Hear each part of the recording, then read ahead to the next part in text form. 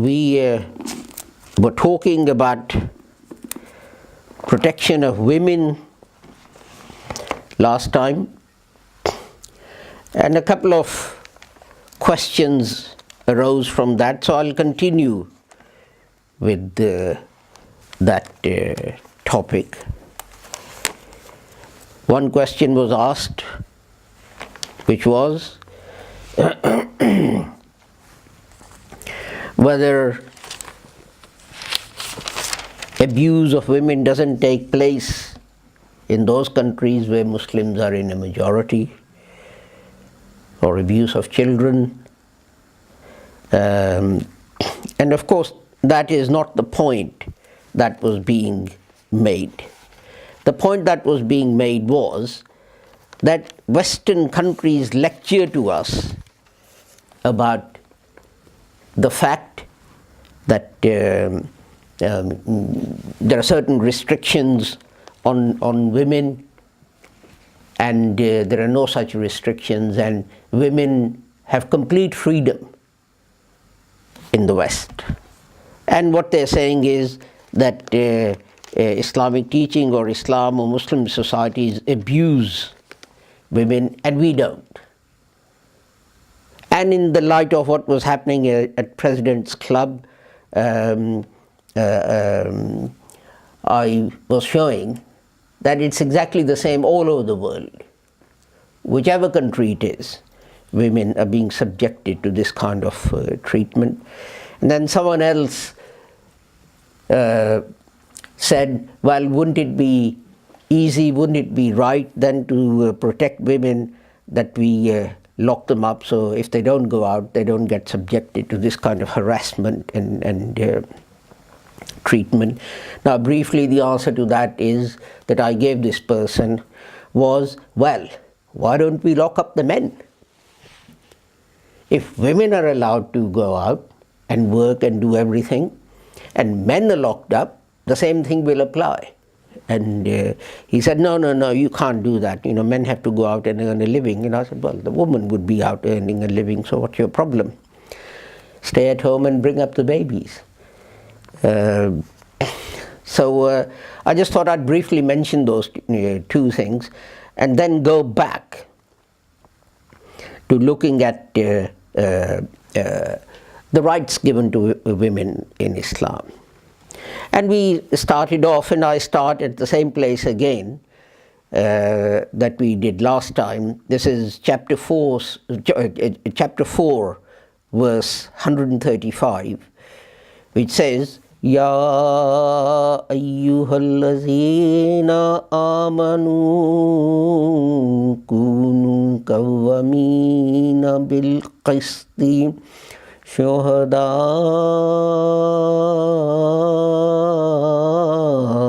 lillahi walau ala anfusikum awil walidaini wal aqrabain. I won't translate the whole of the verse, I did it last time. And other verses that I want to refer to, I will not recite the Arabic. And this one says, O you who believe, be maintainers of justice. Now, you see, the difficulty is this, that when we talk about justice, we immediately think of some kind of a court of law. Someone has, I don't know, mugged someone or killed someone or stolen something, and they're in a court of law, and we are going to give evidence against them, as we shall see in another verse later on, and we should speak the truth. Yes, I mean, that is correct. But justice, and this is what people forget, justice is not confined just to giving evidence in a court of law. Justice means doing justice in all aspects of life. I'll give you one example. There is one university place for a doctorate in some subject or another, and you have two applications. One is a man, one is a woman. Okay? Now, if you reject the woman's application because she is a woman and you give that place to the male, are you doing justice? You're not. If you take another example of the hoo-ha, the furore we have recently about pay given to the BBC editors, in foreign editors in places like China and other places. One of them resigned, and why did she resign? Because she said she was not being given the same pay as her male colleagues who were doing the same job. That is unjust. That is not doing justice. So justice doesn't just mean that if you go to court, you do the right thing, you give the correct decision. O you who believe, be maintainers of justice. So, I'm a boss. I'm working in some factory. And there's a male and a female. There's a white guy and a black guy. There's a Hindu guy and a Muslim guy. The Quran is saying, you shouldn't take gender into account, you shouldn't take color into account, you shouldn't take religion into account if you're thinking about promoting them. Because if you do, you're not doing justice. So we have to be just in all aspects, in all spheres of life. And if we don't, then we are not doing justice. The other verse, chapter 5, verse 8, O you who believe, be upright. Ya ayyuhallazina amanu kunu qawwamina lillahi shuhada bil qisti. O you who believe, be upright for Allah. And we were talking about the word qawwamin, which meant that you are responsible for making sure. The verse that I recited, with which I started last week, and I translated that verse as, O men, you are responsible for making sure that no harm comes to women, for safeguarding them. And some people object to that and say, well, why men? Well, it's obvious. Just look at the Parliament, just look at the American Senate, just look at the American Congress. The ratio of male to female is roughly 50-50 in these places, maybe 48 to 52 or something, but it's around that. But are half the number of members of our Parliament in the UK or the House of Lords, are half of them women? No. There are a few women, most of them are men. So what's the point of addressing this to women? Look at the American Senate, look at the American Congress, look at the Indian, what is it called, Lok Sabha and something. Their parliament is called Lok Sabha, or Pakistan's, it's called National Assembly. Any country in the world. So who's going to be enacting, implementing laws and making sure that they are followed? It's going to be men. So there's no point in addressing these verses to women.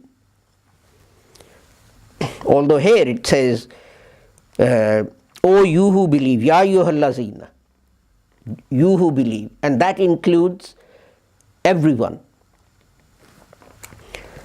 not just men and women. But there's an interesting verse, you see, in the Holy Quran, which is chapter 4, verse 32, that I want to bring your attention to. And covet not that by which Allah has made some of you excel others, for men is the benefit of what they earn, and for women is the benefit of what they earn. So what does that mean?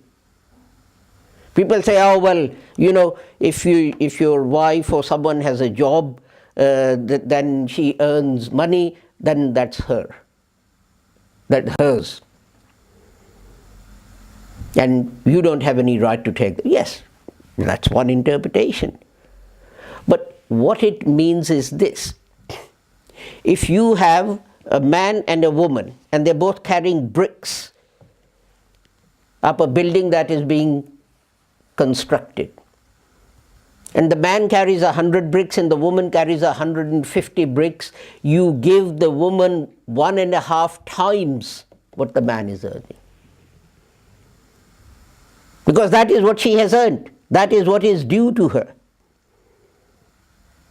What is due to women? What they earn. How do you earn? By doing a job, by putting some effort into it. So Islam is very clear about equal pay. And I would say that from that also comes equality of opportunity. But you see, the difficulty is this, that Islam addresses both of us, men and women. For example, chapter 24, verse 31 states, "And say to the believing women that they lower their gaze and restrain their passion, and do not display their adornment except what appears thereof." Okay? But then, in the verse before that, it says, "Say to the believing men that they lower their gaze and restrain their passions." That is the power, that is purer for them. Surely Allah is aware. What does the next one say? "And say to the believing women." It's exactly the same instruction. Both of you act modestly. Like last week, I gave this example that if I leave my house, like I've done today, to come to Jummah, and I leave the front door open, and then I go back and the house is being burgled, and I call the police, and the police say, "Well, did you close the door?" "No." "Did you lock the door?" "No." And they say, "Why not?" "Well, no one has the right to come into my house, have they? They shouldn't be doing that." Do you think the police are going to take me very seriously? They may even call an ambulance and have me carted off to a mental hospital. Do you think my insurance company is going to pay up if I tell them I left the front door open and a burglar burgled me and took all my possessions? And this is, you see what the Holy Prophet said. A man rushed into Medina, I think he was on a horse or a camel or something, leapt off and started running away wherever he was going. And the Holy Prophet said, "What about your ride?" And he said, "I trust in Allah, and I'm leaving it in Allah's hand." So the Holy Prophet said, "First tie your animal, then trust in Allah, and leave it in Allah's hand." Or in my example, first close the door, lock it, and then leave it to Allah that your house doesn't get burgled. And I get very bad press for this, but I can't help saying it. It should not happen. But if women are not modestly dressed, men are the way they are. Although it says here clearly, lower your gaze, do not leer at them. But they will. But the point is, it's the same instruction. It also says to men, dress modestly. And to women, don't stare at them, don't leer at them. You see, what I find very strange is this. Rather than, you've got we have this new expression called ladette. And what the society has decided is that if boys are doing something wrong, if men are doing something wrong, we are not going to tell them that it's wrong. Don't go out every Friday and drink 19 pints of beer and become paralytic, and then go out and be sick and attack people and beat up the policemen and so on. What the society has decided is this: we're going to let women do the same thing as well. And that somehow is supposed to balance out everything, because both males and females are doing the wrong thing. And this is what Islam is against. And in fact, in another place, Islam, if we take another verse of the Holy Quran, then people will say to me, well, it's in a particular context and so on. It says here, this is chapter 2, Surah Al-Baqarah,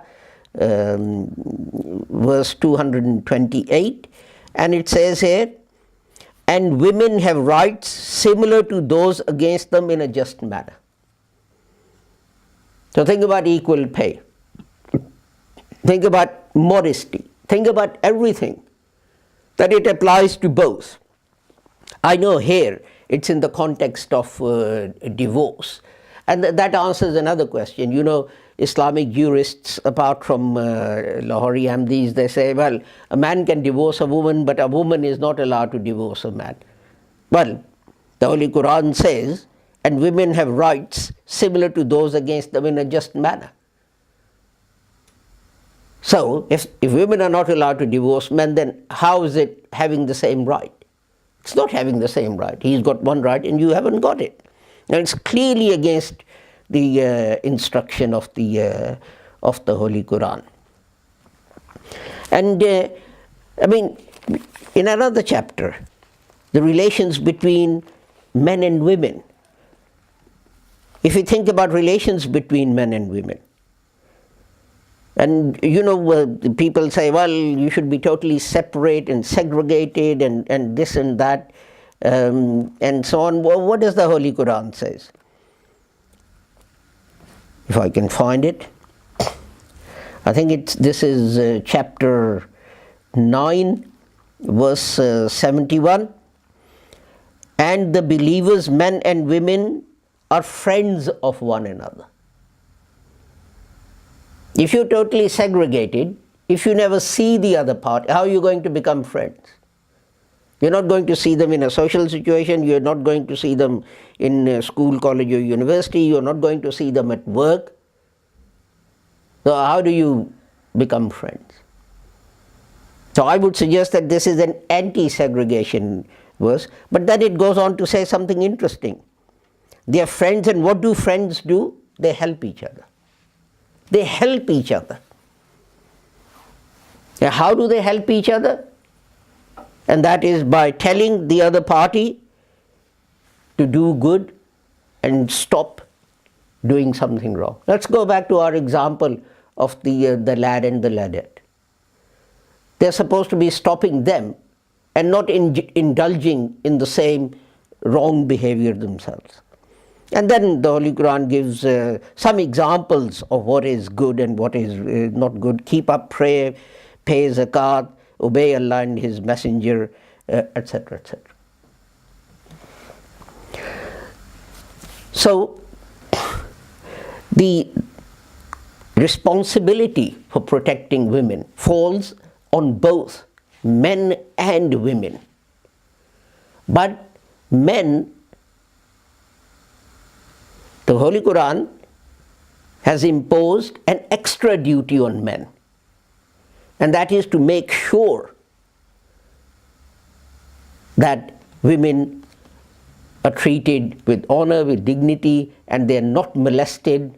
And really, if you go back to the President's Club and look at that, or you look at the BBC and the treatment of women there, the men who hide these women in the light of this verse of the Holy Quran, they were doing wrong. Men who molested them obviously did something wrong, but even those who hired them, who got them to sign these contracts, were doing wrong. And let's forget about those who were actually there. And it's very interesting, isn't it, that they were there. And what I said this last week, we are told the great and the good.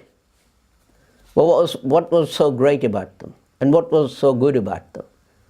What was great and good was that when an appeal was made, rather than some poor person who would say, here is £5 or here is £10, they were standing up and saying, I'll donate £5,000. A single ticket for that function was £1,600, I think.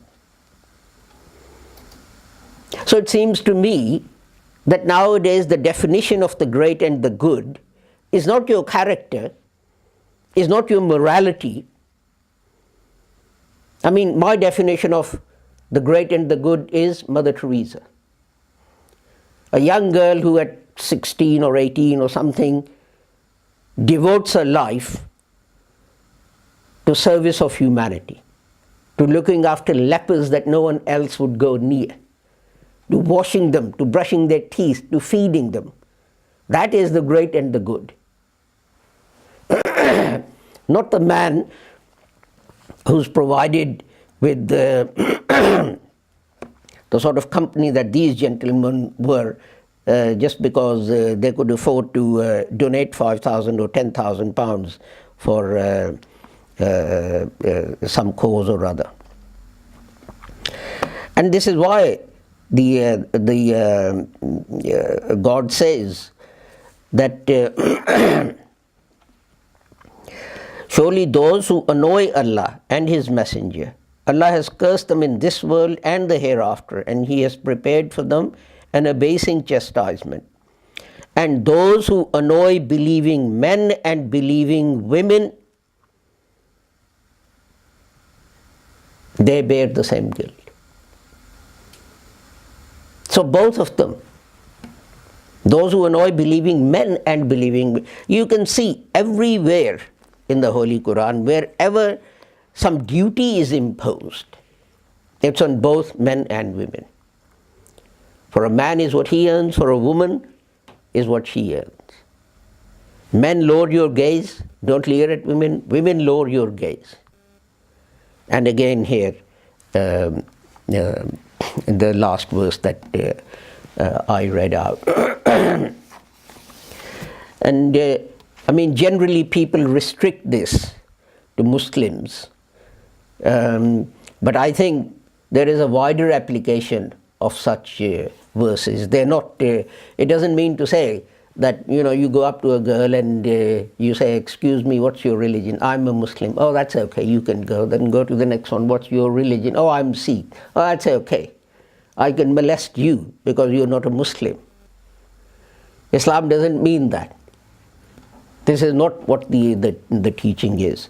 Although these verses were revealed in a particular context, when men and women, Muslim men and women, were being subjected to being molested and debased and humiliated and so on, and this came down. But it doesn't mean to say that we have the right to molest other people. There's a corollary, and that is that if others shouldn't be molesting us, we shouldn't be doing the same thing to them, because that would be equally wrong.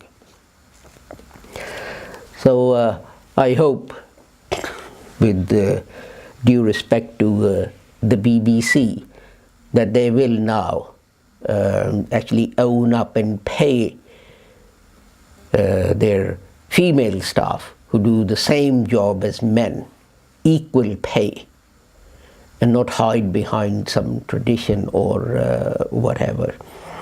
And I hope, unless someone rings and asks another question, we'll continue with some other topic next week.